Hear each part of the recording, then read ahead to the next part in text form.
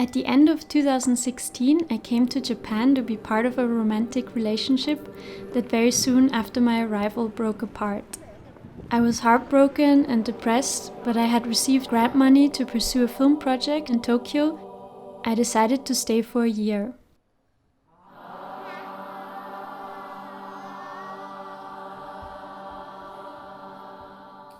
It was March 2017, and through online research I discovered the Konohana family, a self-sustaining spiritual eco-community founded in 1994 in Fujinomiya City, Shizuoka, Japan.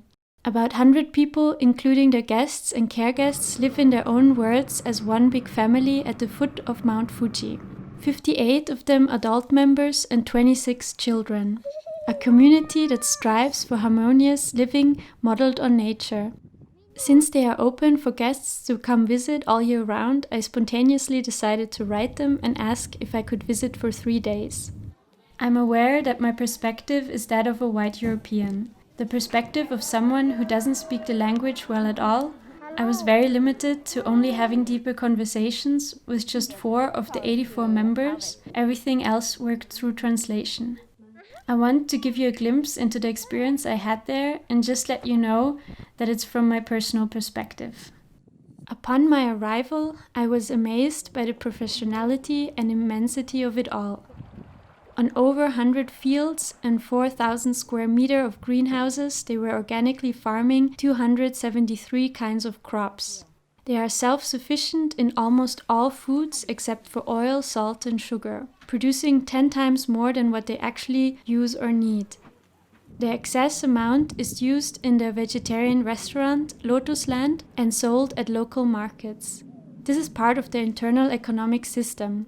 Other streams of income come from the inn operation and handyman services for the local community. All Konohana members, with the exception of 2 who work as local nurses, work full-time inside the community. All children are everyone's, and all adults are parents, and all are siblings. Babies and infants are taken care of by the childcare team members. The older children go to public school. Konohana's philosophy states to consider others' joy as your own and always live for others. Each member has their daily practice of constant self-reflection to discover and get over their own ego. Since all lives are connected as part of the global ecosystem, by healing one's own body and mind and living harmoniously with nature, ultimately one person at a time can bring in a new era of goodwill, love, harmony, encompassing the whole earth. People at Konohana seemed much more happy and fulfilled than what I witnessed from the average person living in Tokyo. For one day, I was under the impression I had truly stumbled into an utopian place on earth.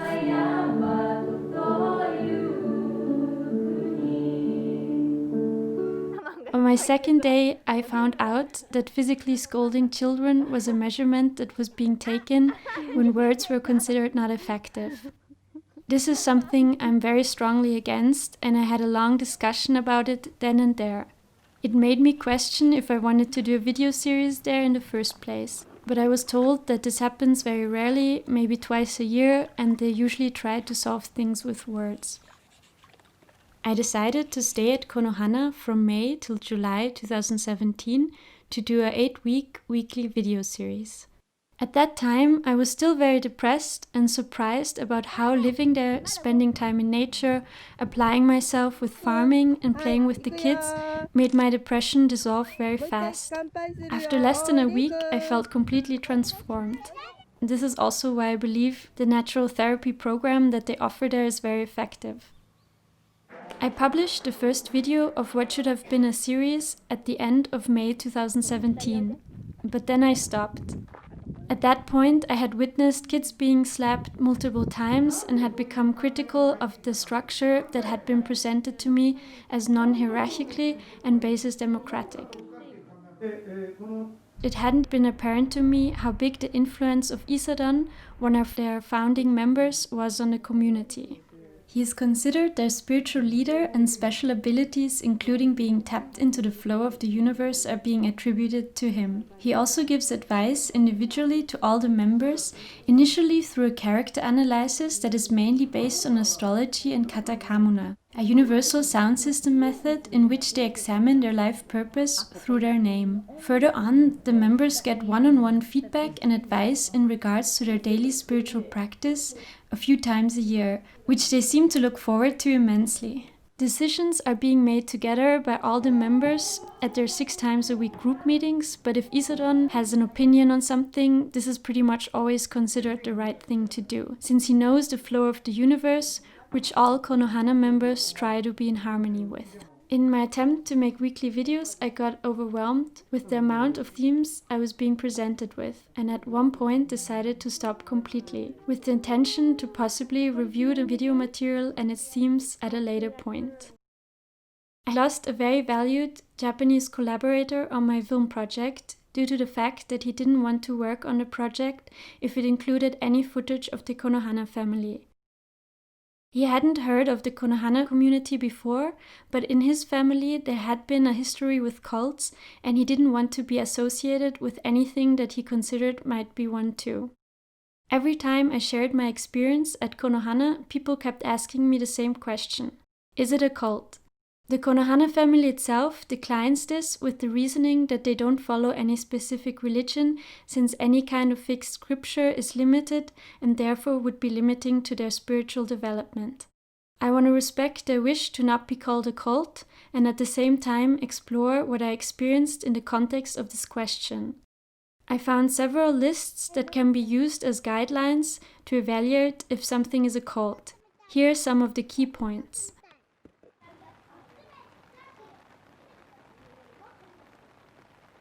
The group displays excessive, unquestioning commitment to its leader. Yeah, this is how I already mentioned, sort of kind of true, because to their spiritual leader, they do have a lot of commitment because of this being tapped into the flow of the universe. Second point is questioning and doubt are discouraged or even punished. The Konohana family itself, one of their values is that people really have to work on themselves individually, and that they should really question themselves and doubt themselves and their own behavior, or also doubt or question behavior of the group in its entirety.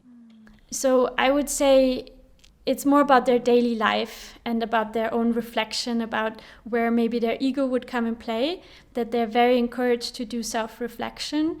But when it comes to things like being in flow of the universe, and to what Isadon says again, they don't really doubt that. They kind of trust that he knows what the universe, what flow it goes to.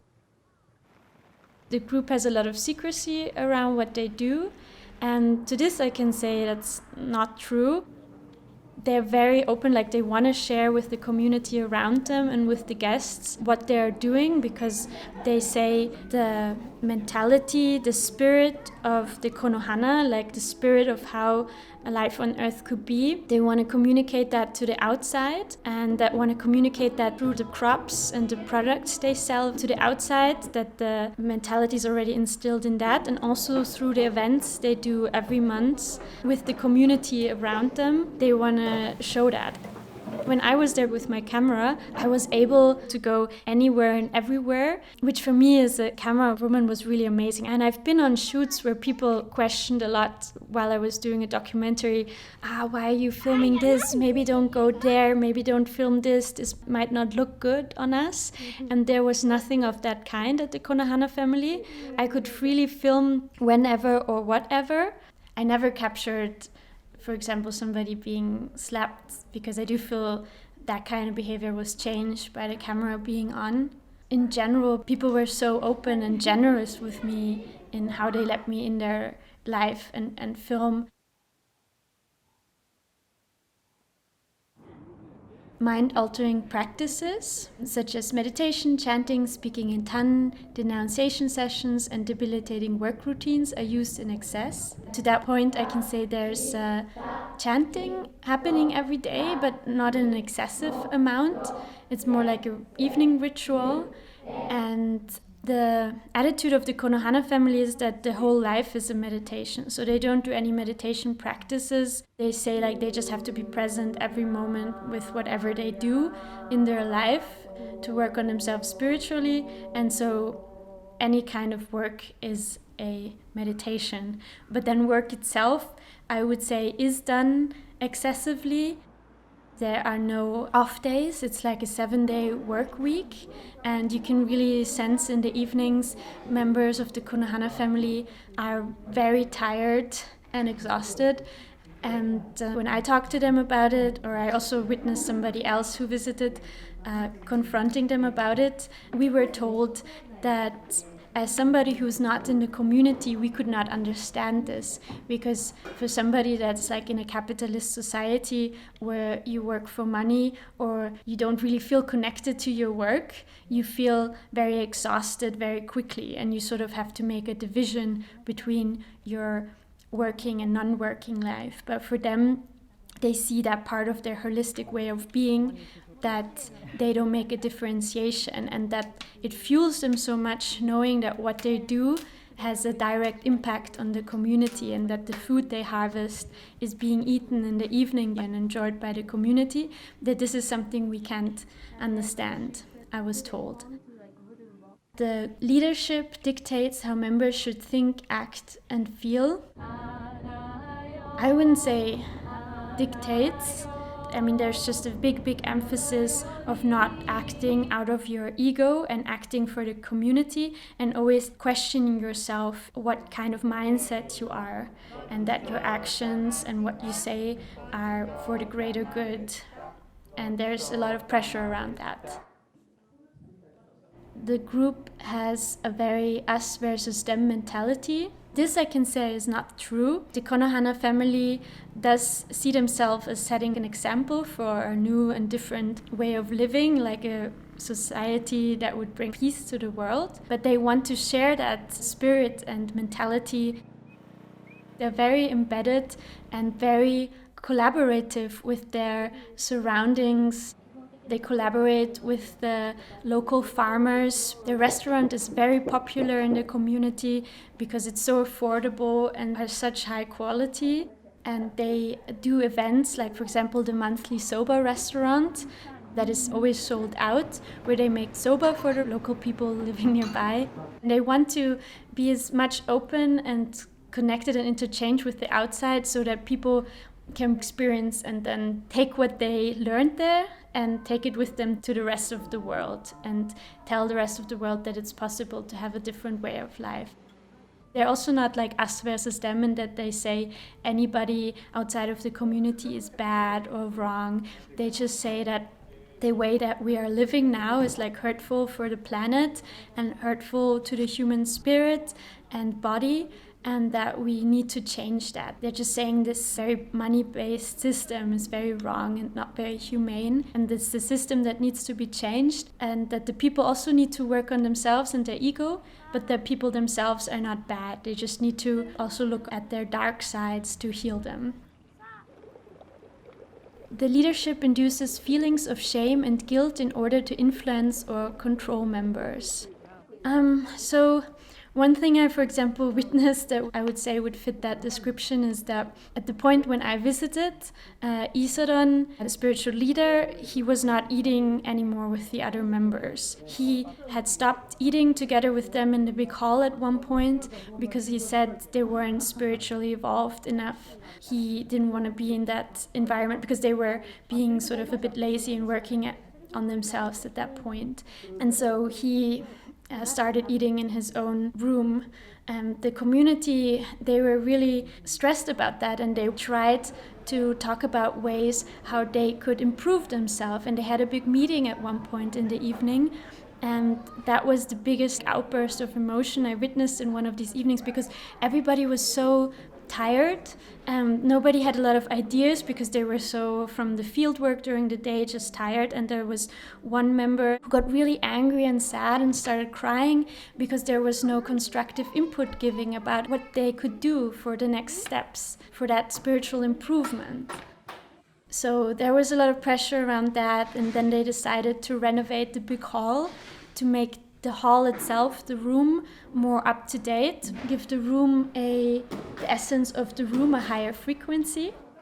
And so they did that, but that wasn't enough yet for Isedan to return to the eating room.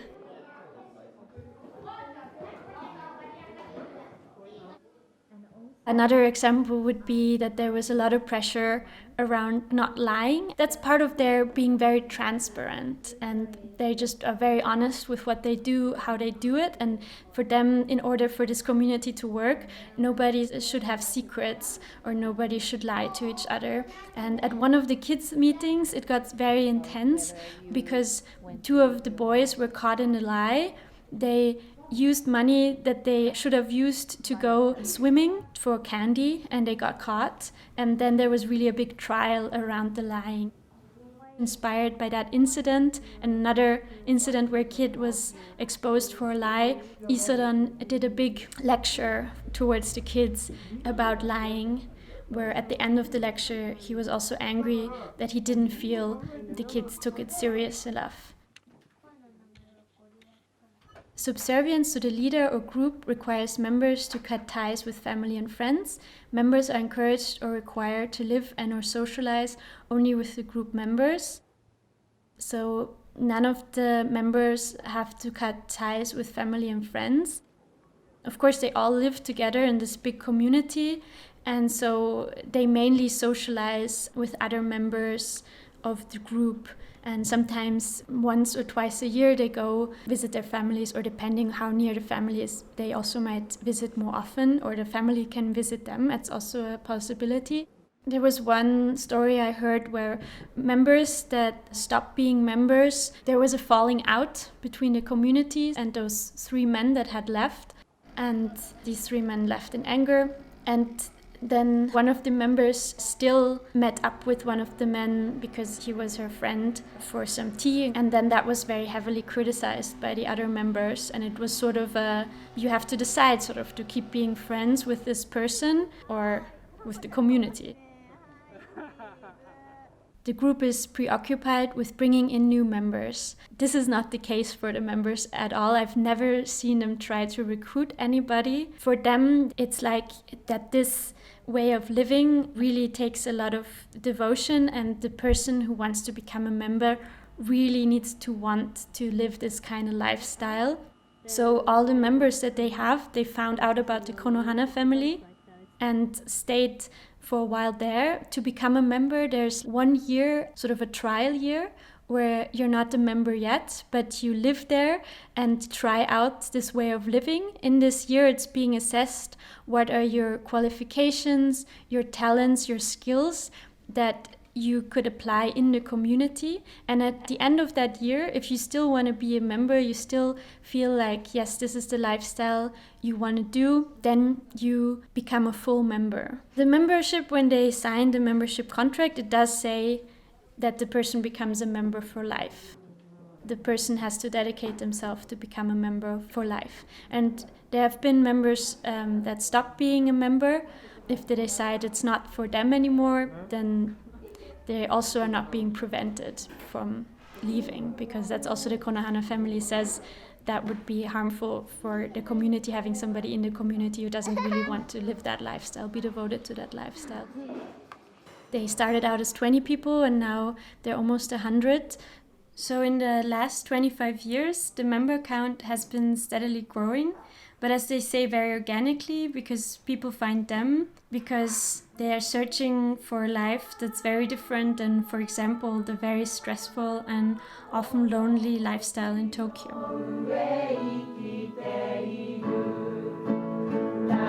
And next point would be the group is preoccupied with making money.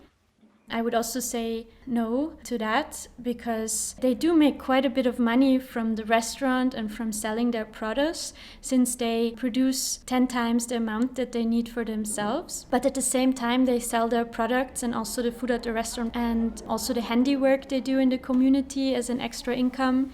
They do for a very low price. And I've not felt like money was a big theme, or acquiring a ton of money was a big theme. Members are expected to devote inordinate amounts of time to the group and group-related activities. They live there and they're devoted to the work there every day, 7 days a week, so yes. The last point that I have is the most loyal members feel there can be no life outside of the context of the group. This relates a bit to what was said before, maybe, that there is a lot of exchange with the outside, and that the Konohana members want, especially for the kids, to know that there's a life outside of the group. So the kids go to public school, and part of why they go to public school is that they want them to experience the life outside. And from all that I witnessed, all of them leave the Konohana family. They come back and visit. There is always outside life, and that outside life is a possibility for you. Of course, I think there are people inside the group that couldn't imagine another life for them, that this is the life for them that they are devoted to, and they wouldn't be able to feel that there's a life outside it. But they are educating their kids about the life outside of the group and not trying to isolate themselves. During my time at Konohana, I was met with a lot of beauty and generosity. One of many examples was the way they took care of me when I contracted mumps while spending time with the kids. They brought me beautiful arranged food, lovely little gifts like flowers, and a taste of the first cucumber that season. I was told that every illness can be seen as experiencing a spiritual transformation. When I was allowed back out of my quarantine, it was my last week staying at Konohana. There was a big July birthday celebration. Since there are 84 members, they celebrate one big birthday celebration per month for all the people born in July. Everybody was singing and dancing in a circle, 2 boys were running around and, from what I could tell, play fighting with each other. Suddenly I saw Isadon on the floor with one of the boys hitting him with his fan. In the first moment I thought he was just playing with him, but then realized he was actually hitting him. Afterwards, the group gathered around the boy and Isadon, who held a lecture about how the boy had disturbed the spirit of the birthday celebration and needs to work on himself and his what he called monkey spirit. It was the boy's 10th birthday. When Isadon was finished, the group dispatched, leaving the boy sitting in a distressed state alone in the middle of the room. I was not allowed to bring him tea and comfort him since they wanted him to deal with it all by himself.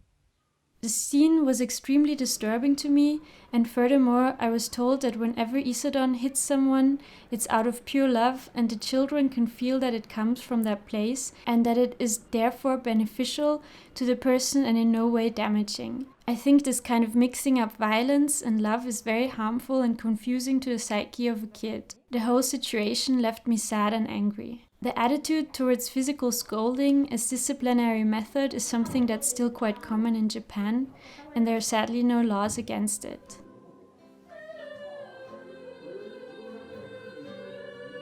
Later that week, on one of my last evenings at one of the many welcome concerts that are held for new guests that had just arrived that day, like so many guests I had witnessed before me, during the singing performance, I started to cry.